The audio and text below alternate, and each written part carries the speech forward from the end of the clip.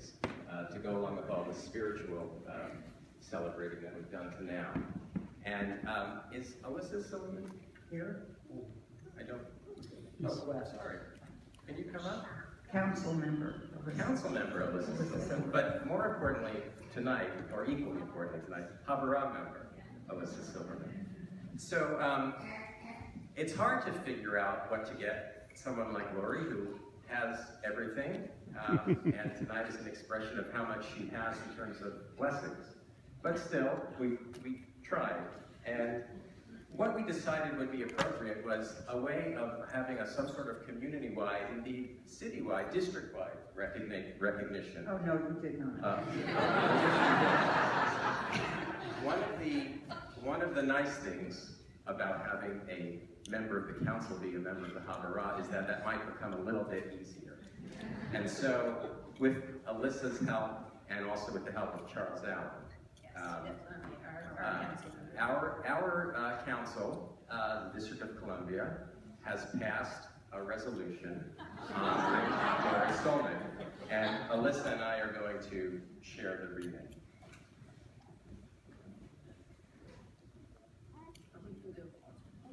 That's good. So, a ceremonial resolution in the Council of the District of Columbia to recognize and honor Laurie Solnick as a dedicated and committed volunteer of Hill Havurah for her work that made a difference in the lives of many District of Columbia residents. Whereas Laurie Solnick has lived on Capitol Hill for 22 years and has been part of Hill Havurah since its early days of meeting in people's living rooms. Whereas Laurie has helped build the Havurah into a thriving community of 150 families with 100 children in preschool, Sunday school, and B'nai Mitzvah programs. Whereas Laurie, Moses-like, brought us our cherished from a store attic in Jerusalem. Whereas Laurie has led song-filled services for Kabbalah, Shabbat, Havdalah, and Shabbat. Whereas Laurie has presided over wonderfully chaotic Tat Shabbat services and Torah parades. Whereas Laurie has provided spiritual guidance and leadership at Hill Havurah High Holiday, Hanukkah, Purim, and Passover services. Whereas Laurie has written, designed, and published countless editions of Hill Havurah's well-read schmoozy news and kept our website up to date. Whereas Laurie has presided at 22 weddings and more than 50 baby namings. Whereas Laurie has schlepped all around town to ensure that our children had arts and crafts at all our holiday gatherings and that we were well fed. Whereas Laurie has worked tirelessly with our Christian brothers and sisters in the neighborhood to build strong relationships for many programs and events. And whereas Laurie has been the all-knowing Buddha of Hill Havurah, its heart and soul, who welcomes all to our community and nurtures the bonds between us. Resolved by the Council of the District of Columbia that this resolution may be cited as the Laurie Solnick Recognition Resolution of 2015.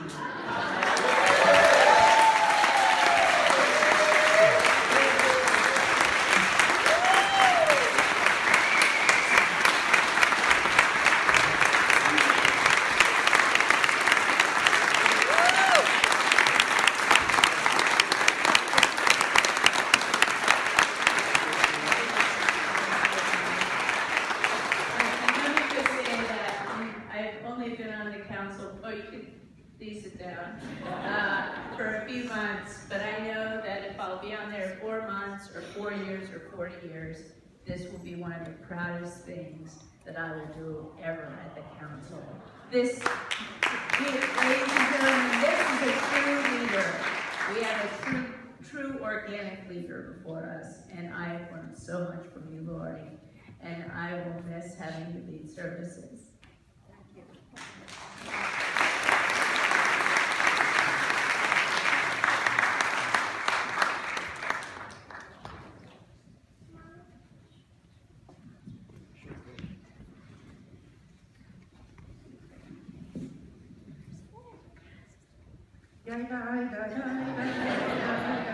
you.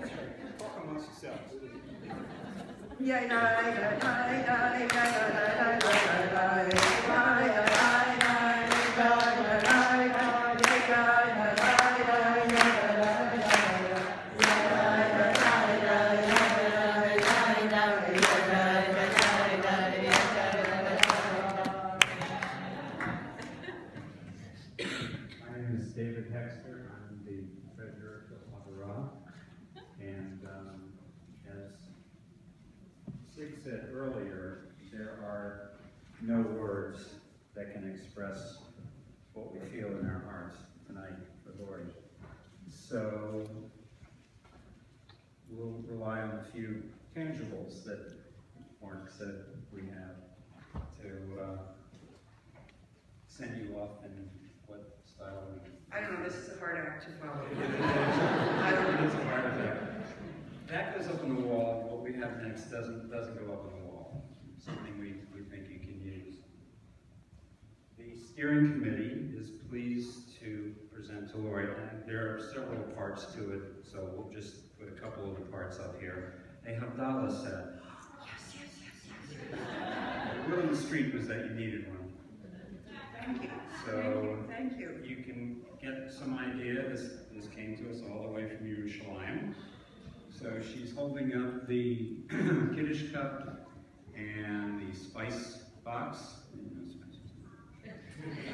And of course there's a plate and there are candlesticks and the rest of the accoutrements. So the Havdalah sets on behalf of the steering committee, with all our gratitude. We're going to miss you. Thank you, David.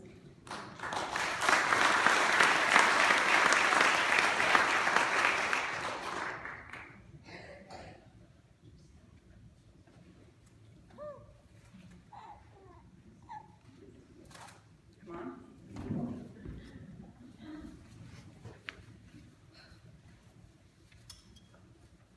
I am verklempt.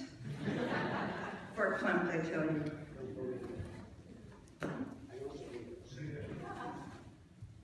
If I could hold it together for this, it's like it'll be a miracle.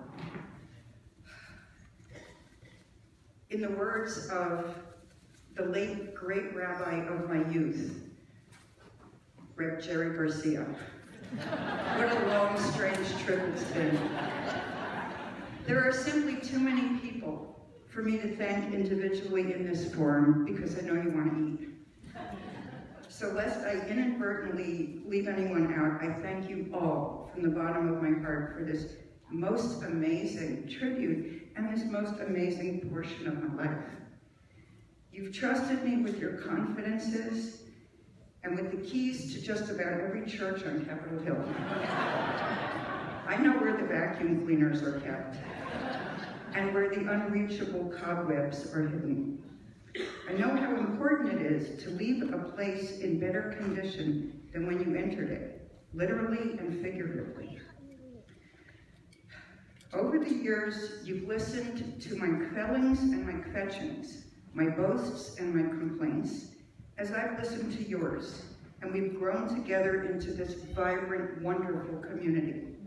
What a privilege it's been to witness its development, to see generations of children be born and nurtured, and then age out of Tat Shabbat and into our Yavna education program, and then become B'nai Mitzvah, and then go off to college.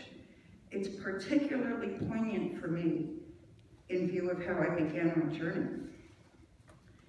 I was born into a conservadox world of Holocaust survivors, where tattooed numbers on forearms were common. As a small child, I assumed I would get my number too. I thought grandparents only existed on TV because I never knew anybody who had any. I thought it was normal to have parents awakened screaming in the dark of night where nothing is fully forgotten. I learned early on that if I silently shared a glass of warm milk with my father, he'd be able to get back to sleep. I was their blessing and I knew it. Every Friday night, until she died suddenly, on the eve of my bar mitzvah. My mother lit Shabbat candles. She would gather me to her bosom, and she would sob into my head for about 20 seconds. She remembered all that she had lost, and she blessed the candles, and she blessed me. And then she would dry her eyes, put on an apron, and happily announce to me and my father, "What are you looking at? The food is getting cold." I, along with their father, blessed my own sons on Shabbat. They and my daughters-in-law now bless my 3 grandchildren, all of whom are under the age of 6, with a 4th on the way. This is why I'm leaving you. You who I've come to know and love. Because I never had a grandma, I now need to go and be a grandma. My relocation to Brooklyn will occur in stages, so you'll likely spot me around the neighborhood in the coming months. I will maintain my hill English basement as a foothold in this neighborhood that I love. I am indeed blessed. It's a wonderful thing to receive a blessing, but know this, it's an incredible, powerful thing to bestow a blessing, and you all have that power. Some time ago, about a month before he died, I had the privilege of meeting Reb Zalman Schachter Shalomi of blessed memory, a holy man who was a frail, late octogenarian. He radiated wisdom through tubes connected to a portable oxygen tank, which was schlepped around for him by his 4th wife. The 4th wife, by the way, was an equally incredible, no-nonsense character with a considerable following of her own, but then again, probably so were the first 3. But I digress. The Rebbe's eyes surveyed the room, which was packed, and he singled out a beloved colleague of mine for a personal blessing. I watched this from just out of hearing range, and I witnessed something absolutely magical. A holy spark ignited between 2 individuals. Not only did the receiver of the blessing shine, but the giver of the blessing glowed as well. And that glow spread over the entire room, and then I knew that I too had been blessed. Parents, please bless your children every Friday night, even if you have to squeeze it in between a long, hard week and an action-packed weekend. Take 20 seconds. Place your hands on your children's heads and tell them, even if they roll their eyes at you, that you're proud of them. Spouses and partners, whether they share your tradition or not, please bless each other regularly, especially when you're harried and distracted. Friends and acquaintances, compliment one another when it's sincere. Be helpful to strangers. Bosses and employees, remember that we're all human and we're just trying to do the right thing. And everyone, in any of these situations or not, please be kind to yourselves. And then, please pay it forward and let us all say, Amen. Thank you again for this wonderful tribute and for the privilege of your friendship. Shabbat Shalom.